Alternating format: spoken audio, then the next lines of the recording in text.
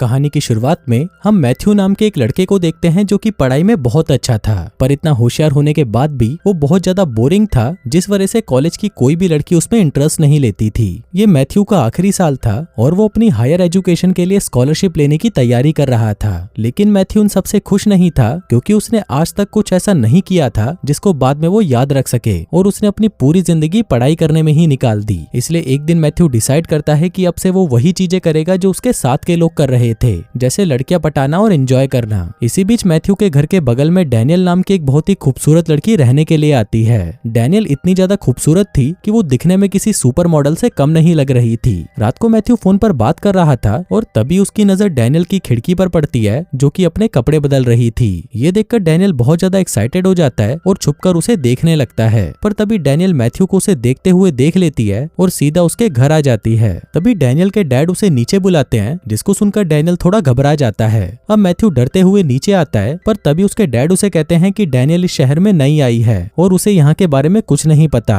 इसलिए तुम उसकी हेल्प करो और उसके साथ जाओ। आगे जब ये दोनों साथ में जा रहे थे, तभी डैनियल मैथ्यू से पूछती है कि तुम्हें बिना कपड़ों के मुझे देखकर कैसा लगा, जिस पर मैथ्यू उसे कहता है कि तुम बहुत खूबसूरत हो। अब ये सुनकर डैनियल गुस्सा हो जाती है और मैथ्यू से कहती है कि चलो अब तुम भी जल्दी से अपने कपड़े उतारो। अब डैनियल जबरदस्ती मैथ्यू के सारे कपड़े उतरवा देती है और जब मैथ्यू पूरी तरह से नंगा हो जाता है तो डैनियल उसे कार से उतारकर उसके कपड़े लेकर भाग जाती है। लेकिन थोड़ी ही देर बाद डैनियल वापस आ जाती है और मैथ्यू से कहती है कि वो तो बस उसके साथ मजाक कर रही थी। इसके बाद वो दोनों साथ में बैठकर बातें करते हैं और उन दोनों के बीच में काफी अच्छी दोस्ती हो जाती है। अगले दिन जब मैथ्यू क्लास में पढ़ रहा था तो डैनियल वहां पर आकर उसे क्लास से बाहर बुलाती है, जिसके बाद वो दोनों मस्ती करने के लिए वहां से चले जाते हैं और पूरी रात साथ में बिताने के बाद शाम को वो दोनों चुपके से किसी के स्विमिंग पूल में जाकर नहाने लगते हैं। फिर वो दोनों वहां पर किस करने वाले थे, पर तभी मैथ्यू को रियलाइज होता है कि ये पूल उसके प्रिंसिपल का है, इसलिए वो तुरंत वहां से भाग जाते हैं। इसके बाद ये दोनों मैथ्यू के फ्रेंड की एक पार्टी में जाते हैं, जहां पर डैनियल को देखते ही मैथ्यू के सारे दोस्त भौंकला जाते हैं और वो डैनियल को इम्प्रेस करने की कोशिश में लग जाते हैं। लेकिन इस बार मैथ्यू डिसाइड कर चुका था कि डैनियल को गर्लफ्रेंड तो वही बनाएगा, इसलिए वो तभी डैनियल के पास जाता है और सबके सामने उसे किस कर लेता है। अब डैनियल को किस करने के बाद से मैथ्यू को ऐसा फील हो रहा था कि पूरे स्कूल का प्ले बॉय तो वो ही है।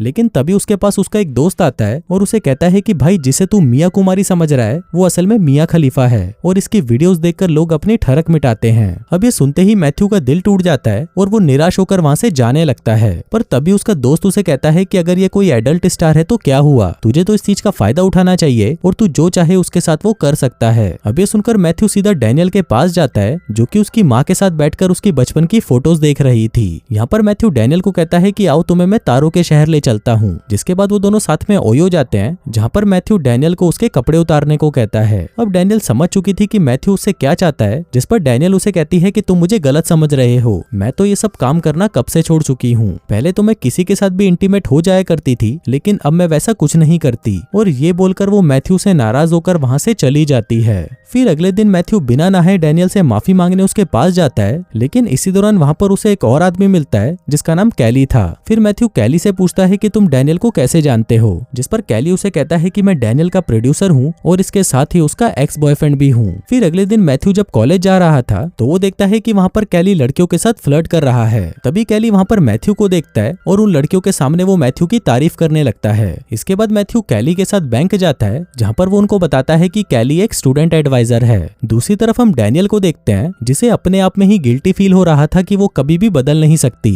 और ना ही कभी एक नॉर्मल लाइफ जी सकती है, इसलिए वो कैली के पास वापस लॉस वेगस चली जाती है। अब यहाँ पर मैथ्यू भी डैनियल से प्यार करने लगा था, इसलिए वो डिसाइड करता है कि वो डैनियल को वापस लेकर आएगा और इसके साथ ही वो अपने दोस्तों के साथ लॉस वेगस के लिए निकल पड़ता है। वहां पहुंचकर मैथ्यू देखता है कि डैनियल बिना कपड़ों के ही सबके सामने डांस कर रही थी। वो उसे समझाता है कि तुम्हें ये सब करने की कोई जरूरत नहीं है, पर तभी वहां पर कैली आ जाता है और मैथ्यू को अपने साथ ले जाकर उसे धमकाने लगता है। वो मैथ्यू से कहता है कि तुम डैनियल को काम करने से रोक क्यों रहे हो, अगर वो ये सब नहीं करेगी तो मैं कमाऊंगा कैसे। अब कैली के इतना धमकाने के बाद भी मैथ्यू वापस डैनियल के पास जाता है और उसे समझाता है कि तुम्हें ये सब नहीं करना चाहिए, क्योंकि तुम इससे बेटर लाइफ डिजर्व करती हो।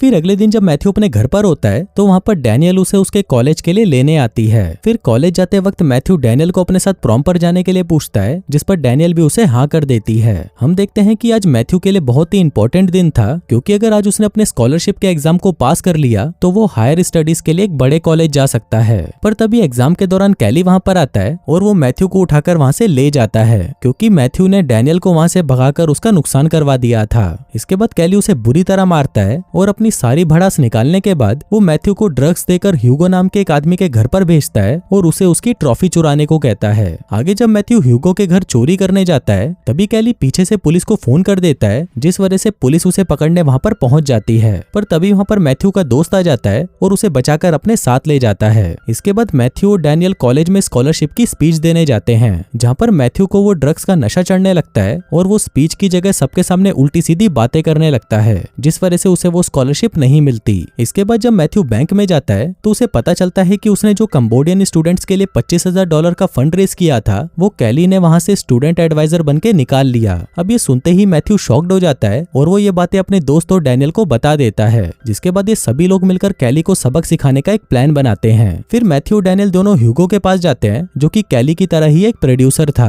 यहाँ पर मैथ्यू ह्यूगो को सारी बातें बताता है और उसकी ट्रॉफी भी उसे वापस कर देता है। फिर वो ह्यूगो से कहता है कि अगर आप हमें $25,000 दोगे तो हम आपको दुनिया की सबसे बेस्ट वीडियो बनाकर देंगे। अब ये सुनते ही ह्यूगो खुश हो जाता है और वो उनको पैसे देने के लिए राजी हो जाता है। अब सभी लोग मिलकर वीडियो बनाने में लग जाते हैं, जहाँ पर डैनियल भी अपने कुछ पुराने दोस्तों को बुला लेती है, जो कि उसी की तरह एक एडल्ट स्टार थे।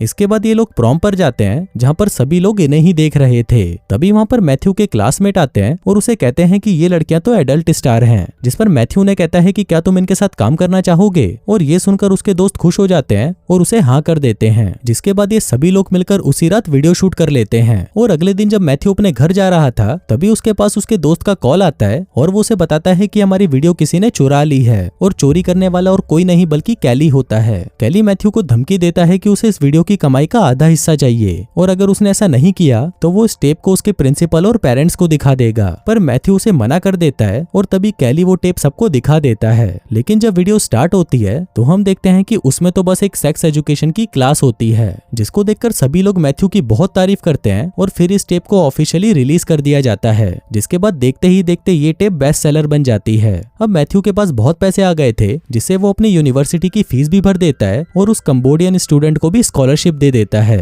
फिर मैथ्यू बाकी के बचे हुए पैसों से अपने लिए एक गाड़ी खरीदता है और वो कैली को भी एक एक्सपेंसिव गिफ्ट देता है, जिससे उन दोनों के बीच में दोस्ती हो जाती है। लास्ट में हम देखते हैं कि मैथ्यू और डैनियल भी साथ में खुशी खुशी रहने लगते हैं और दोस्तों इसी के साथ ही ये कहानी यहीं खत्म हो जाती है।